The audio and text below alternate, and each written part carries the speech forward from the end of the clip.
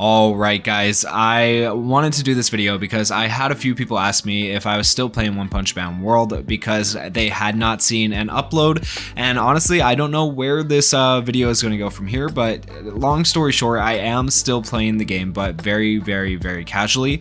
And I'm pretty much essentially quitting the game or quitting coverage of the game. I'm not going to lie to you, but let me explain why. Okay, so the simplest reason that I am quitting One Punch Man World is because I just don't enjoy the game that much. They have built a beautiful world, right? But it's very limited. It's not the open world experience that you would kind of expect it to be.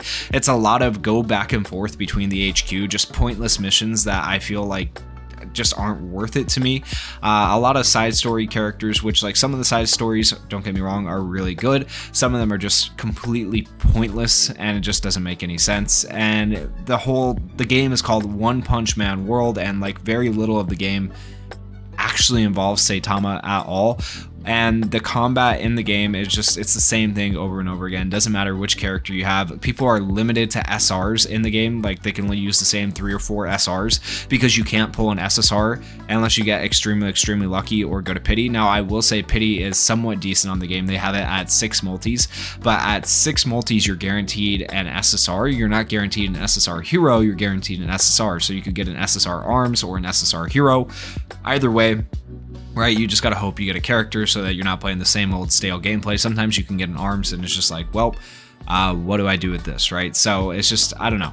I'm not the biggest fan of the game overall. Personally, I've given it a good try, right? Like I am at level 40, so I have definitely put in the work on the game. I almost completed the series training, but honestly, between the other games that I play, I just didn't have enough time to dedicate to the series training. I really have an issue with the way they did that, because the series training had all these missions that it wanted you to complete within a certain time frame, and if you didn't complete them within a certain time frame, you obviously don't get the free SSR character. The thing about the missions is it didn't tell you where to find the missions, like how to complete the missions. It didn't let you click and take you straight to the missions or anything like that.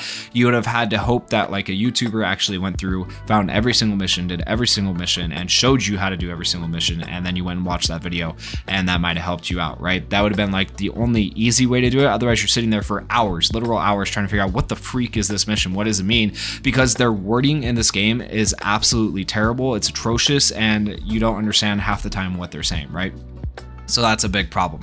And I know I said combat was stale, but there is one piece of combat that I really actually like. I will point this out right here. The game company's operations specialist, when you take this on, if you beat the bosses here, you do get 1,000 silver for each boss, which is insanely good, right? And some people have already put out guides on those bosses. I will not be putting out a guide on those bosses because unless maybe I'll put out like a video of it. I don't know if I'll put out a full guide on it, but if I do happen to beat them eventually, then I'll put out a guide on it, maybe. But realistically, like I said, I'm not going to worry too much about playing this game. I'm not going to go out of my way to grind it super quickly. It's something I'll just kind of play over time, maybe.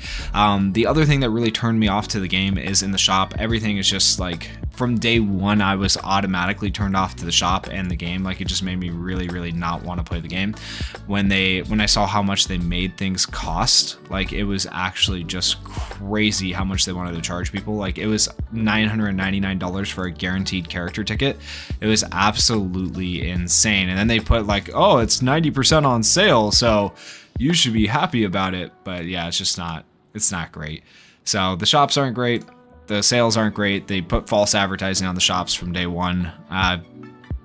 Yeah, even if they want to claim it was like an error, it was intentional. I don't know. It's just not, it's not good. It's not good overall. And I don't mean to just bash the game, right? I'm just trying to give you guys my honest opinion. So I could definitely see people now going into the comments and be like, you're just bashing the game because you don't like it. Blah blah blah. If you don't like it, don't play it. Like I like the game to an extent, right? But I don't like it that much, which is why I am essentially quitting the game. But I am still going to, you know, maybe occasionally play, and I might do the occasional summon video for this game or stuff like that. I can't guarantee I do a summon video though. I might not, because it just takes so long to farm out the silver coins. So silver coins is another issue. Getting those, besides the game company where you can get the 1,000 silver, which is very nice, right? it's just very tedious to go through and get all the achievements to get silver coins, and to go through the worlds and complete the nightmares and stuff like that to get silver coins. There's plenty of ways to get them, but you're only getting like 5 to 10 at a time, and it just takes a long time. And when you think about it, 2,600 silver coins get you 1 summon, so you are farming out so many of these before you're actually able to do summons. It's kind of ridiculous, right? So if you want to summon unlimited banners, you have to have those, or you have to buy gold, or you have to get limited tickets, right? So like this is a limited banner. You can't use your normal draw tickets. Like I have a normal draw right here. Can't use that on the limited banner. So it's kind of rough, right? You know what, for this video, since it is probably going to be my last video on One Punch Man World for a while, I will do my daily here. I'll do my 10 tickets, and then I'm going to do one more summon on Terrible Tornado. I'm not going to summon on Saitama here, because when I was doing the normal tickets, I was lucky enough to get Saitama here. So I was one of the lucky few to get him. I did get him out of pity. From my understanding now of the game too, and it doesn't say this outright, by the way, if you are new to the game, this, I don't know, you probably aren't watching this if you're new to the game, but basically the way pity works is if you get SSR before draw 6, that is your pity. You don't get an additional SSR on draw 6, right? From my understanding. So yeah, that kind of sucks, and that is what it is. But like, at least if you go to draw 6 and you haven't gotten anything, by draw 6 you get something. So I mean, it is what it is, but yeah, okay, let's just go ahead and do this free one right here. It's not going to be anything, but we'll maybe drain the bad luck, get some good luck on the full multi and on the Terrible Tornado banner. Terrible Tornado is a pretty decent character. I like the way she felt in the character trial. I do like the fact that they do character trial. Like, that's nice that you get to try a character before you summon for them. That is something One Punch Man World did correctly. I will give them that. That is very good, okay? So that's nice. That's one kudos to them. The rest of it, all just stuff like I said that, I don't know, it really needs to be worked on. I feel like we were lied to from the beginning with the fact that they said it was open world, and it definitely doesn't feel open world. And the missions are just literally go back and forth from this place to this place, and it's just like, yeah, it's not really worth it. We got an SR character. It is Spring Mustachio again. Okay, so that's all we're gonna get for this, right? Okay, that was our normal summon. Okay, yep, that's the normal rates right there. Don't expect to get anything higher than SR quality, like, truly. And now let's go ahead and do our silver draw here for Terrible Tornado.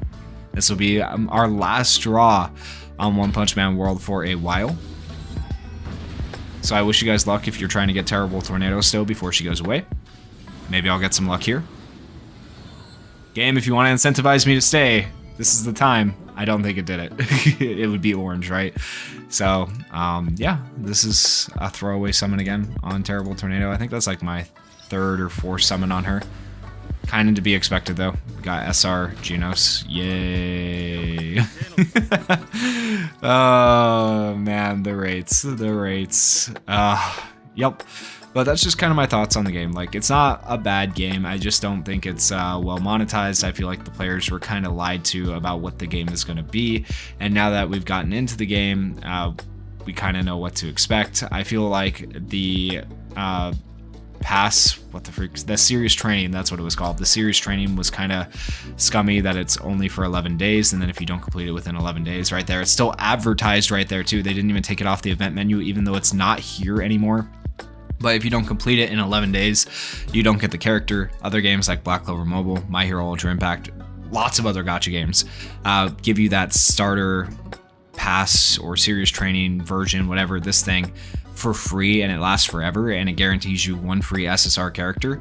Well, if you didn't complete it within the 11 days, guess what? You're SOL. You don't have a free SSR character. So yeah, that's just kind of where I sit on the game. I know I might have just been rambling. I apologize if that's not what you wanted to hear, but I mean, I'm just not going to devote time on the channel to a game that I don't enjoy. I want it to be something I truly like talking about, right? And so whenever I cover games, I cover them because I have a passion for them, right?